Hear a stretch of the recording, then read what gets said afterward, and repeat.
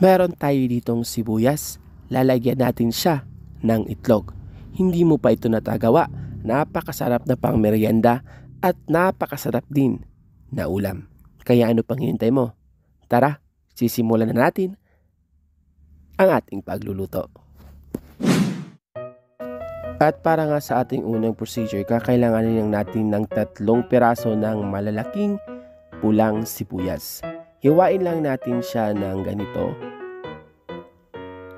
Siguraduhin nyo lang na ang iyong mabibiling sibuyas ay yung malalaking sibuyas talaga. Hiwain lang natin siya ng maigi. Pagkatapos pag nahiwa na natin ay ililipat lang natin ito sa ating mixing bowl.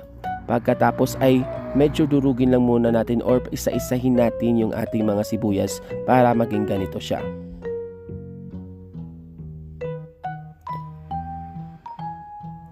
Pag napaghiwalay-hiwalay na natin sila, ay maglalagay tayo dito or set aside lang muna natin sa isang mixing bowl pa, ay maglalagay tayo dito ng 3 buong itlog.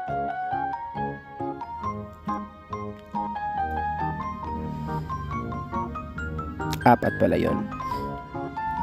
Pagkatapos maglalagay tayo ng ating liquid seasoning.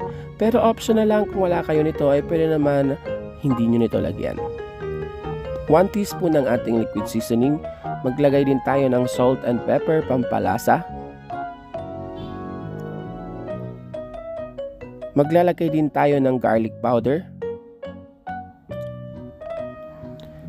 Meron din tayong turmeric powder. Kung wala kayo nito guys ay pwede naman magic sarap or ginisa mix na lang inyong gamitin. Naglagay din tayo ng 1 tablespoon ng ating sugar to balance lang. And then 1/4 cup ng ating all-purpose flour. And then haluin lang natin siya ng maigi guys. Kailangan medyo matunaw yung ating all-purpose flour dito. Ayan guys, kung wala kayo sa mga nilagay natin kanina ay pwede naman magic sarapan lang inyong gamitin or yung ginisa mix. Pagkatapos ay ibuhusan natin ito dun sa ating napakasarap na ating sibuyas. Pero kaunti lang muna natin na ating ilalagay dito and then magsusutay muna tayo ng ating sibuyas. Para sa ating next procedure ay on lang natin yung ating induction cooker. Ayan guys, para sa mga gustong magtanong kung saan nabibili itong ating induction cooker ay nandun po sa ating Facebook page, Happy Tummy by RD, yung link kung saan natin ito mabibili. Mag-grease lang tayo dito ng kaunting oil para hindi siya dumikit. And then, sautay lang natin yung ating napakasarap na sibuyas. So, hindi naman kailangan talagang medyo maluto yung ating sibuyas dito. Ang kailangan lang natin ma-achieve ay yung kaniyang bango ng ating sibuyas. Ayan, pagkatapos ito ay mag-season lang tayo dito ng salt and pepper. Maglalagay din tayo ng ating garlic powder para mas lalong sumarap. Maglalagay din tayo ng turmeric powder. Ayan guys, sabi ko nga kanina baka may mag-comment na naman dyan, ang napakaraming nilalagay. Pwede naman magic sarap or ginisa mix na lang inyong lagyan. Pero kung ayaw niyo sa magic sarap at ginisa mix ay pwede naman salt and pepper na lang. Ayan, naglagay na din tayo ng ating liquid seasoning. Pagkatapos ay hahaluin lang natin siya ng maigi. So kung makikita nyo at maamoy nyo guys, napakabango ng ating recipe ngayon. So kaya hindi natin binuhos agad yung lahat ng ating itlog kasi meron pa tayong gagawin mamaya.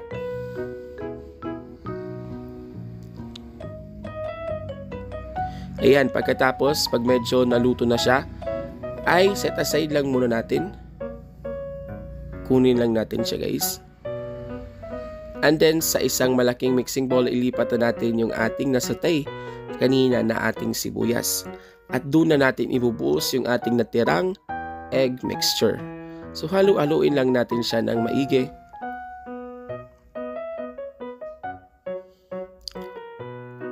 Pag nahalo natin siya, ay papunta na tayo sa ating exciting part. Char, ayan, balik ulit tayo sa ating frying pan. So maglagay tayo ng frying pan at mag-grease ulit tayo ng ating oil. O diba, napakadaming chichiburechi natin. Ayan, may magko-comment na naman natin dyan. May magko-comment na naman dyan, napakaraming procedure dyan. Ano ba? Yan ang gusto ko. O diba, gusto kong pahirapan yung sarili ko. Char lang guys. So mag-grease lang tayo ng oil. So yung ating apoy dito ay medium fire lang.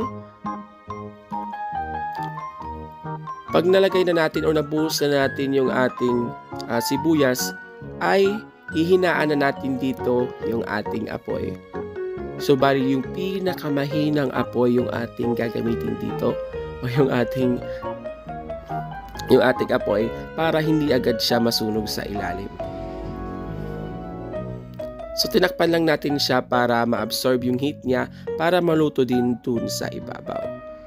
So after 10 minutes, ayan, medyo luto na yung ating napakasarap. Anong pwedeng itawag dyan? Yung ating onion pizza. O diba? Napakadaling gawin lang at napakasarap at kakaiba pa.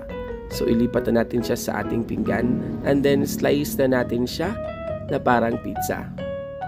Ayan, kung meron kayong mayonnaise at ketchup ay pwede itong lagyan pang toppings.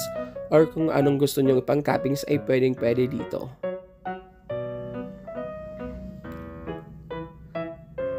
So kung makikita nyo guys, napakasarap ng ating recipe ngayon. Hindi mo akalain yung ating sibuyas ay pwede nating gawing pizza.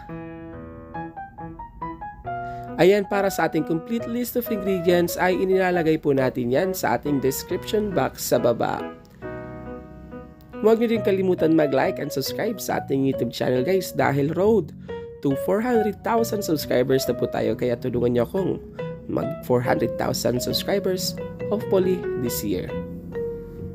As of now, meron na po tayong 353,000 subscribers, kaya guys, tulungan niyo po ako. Lalong-lalo na sa ating Facebook page ay meron na po tayong 15,000 followers. Yung ating Facebook page po ay Happy Tummy by RD. Kaya guys, mag-follow na kayo sa ating Facebook page.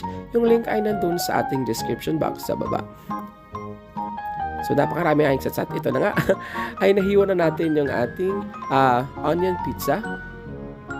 So, kakainin na natin siya. So, hiwain lang natin. Kung makikita niyo yung kanyang texture, ay para siya talaga ang pizza na maraming sibuyas lang na nilagay. O, diba? So, ayan na guys. Maraming salamat sa panonood. I hope ay meron naman kayong natutunan dito sa ating kakaiba at napakasarap na recipe. Gamit lang yung ating sibuyas. Thank you for watching. Stay safe. God bless and see you again sa ating mga susunod at kakaibang recipe na ating ihahandog para sa inyo. Thank you and God bless us all.